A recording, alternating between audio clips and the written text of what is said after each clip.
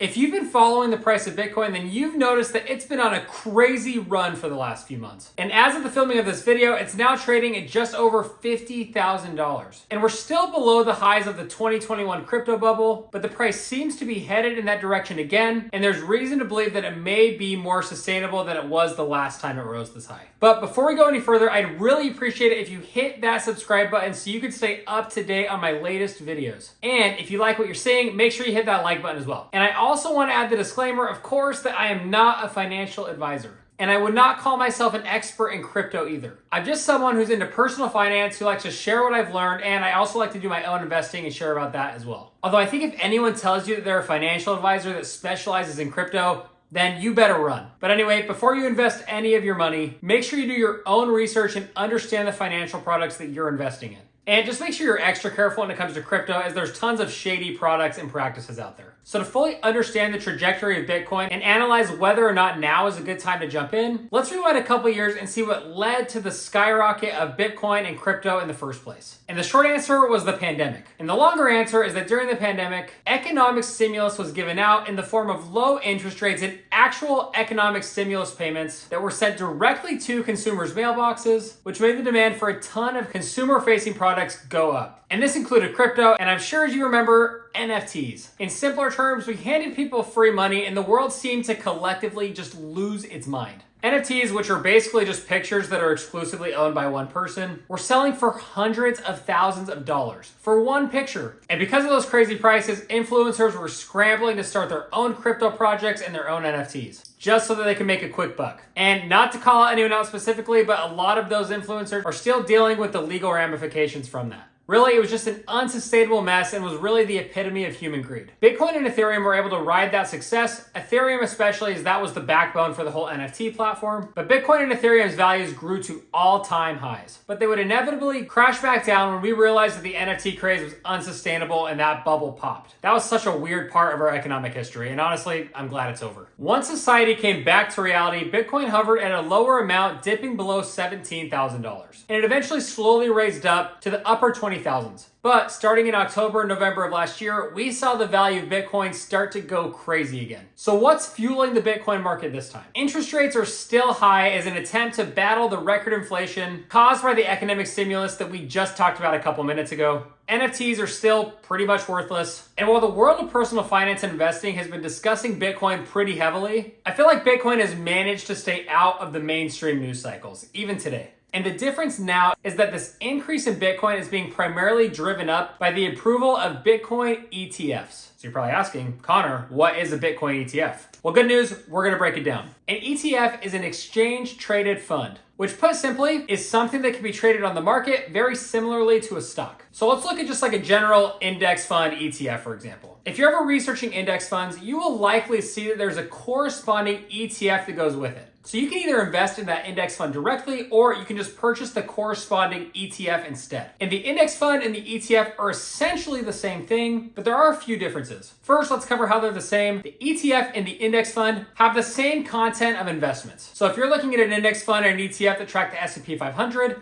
the index fund is going to track the S&P 500, the ETF is going to track the S&P 500. There's really no difference. The differences are in the logistics of how the funds work and the actual operations of how you can invest in them. So if you were to invest in the index fund directly, you would likely have to go through a specific broker. Usually it's whoever created the index fund. There may be a minimum entry fee that's higher than what you actually have to invest at the moment, and there could be a number of other variable barriers to entry. Now again, let's look at the ETF version, which has the same investments. The ETF version is typically just a little easier to invest in because it essentially operates like a stock. It can be traded on multiple exchanges. It typically has a lower price than the minimum barrier to entry for the index fund. And with most online brokers, you can actually invest in fractional shares, meaning you could buy half of a share of that ETF, which just lowers the barrier to entry even more. So I know that was probably pretty complicated, but to summarize, the index fund and the ETF are the same thing. The ETF, in my opinion, is just a little bit more accessible and a little easier and more simple to invest in. So now with Bitcoin, we've essentially done the same thing. You can either invest in Bitcoin and buy your own coins directly, or you can invest in the ETF, which is tracking the same thing, the price of Bitcoin, but it's now in ETF form. And ETFs have made their way over to crypto because in January of this year, the Securities and Exchange Commission just approved the first securities or ETFs to actually track the price of Bitcoin.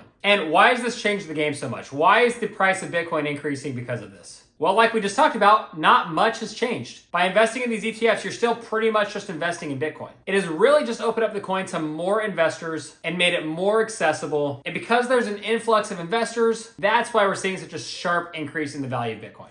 And this should open up the door to Bitcoin being traded more regularly like a stock or a bond would. It also opens up the door for people to invest in Bitcoin within their IRAs or other retirement accounts. But just to be extremely clear, I'm not recommending that you do that. At least not a large percentage of your investing. Just be careful with your retirement funds, please. Another important thing to mention is that these are referred to as spot ETFs. And this just means the ETFs are able to track the value of Bitcoin because they primarily actually hold Bitcoin. And that probably just sounded so stupid coming out of my mouth because it's so obvious. But in contrast, there's a lot of other financial products that will track the value of something using derivatives and other complicated financial tools rather than actually just holding the thing itself. So just know that these ETFs actually hold and own the Bitcoin. And this detail may not be something that's incredibly important to you, but it's just good to know that these funds actually hold the Bitcoin. And because of that, there's little room for error in actually following the price of Bitcoin, which should help with the stability and the popularity of these funds. But just to clarify, by saying there's little room for error, I'm just saying that these ETFs should be able to accurately match the value of Bitcoin. So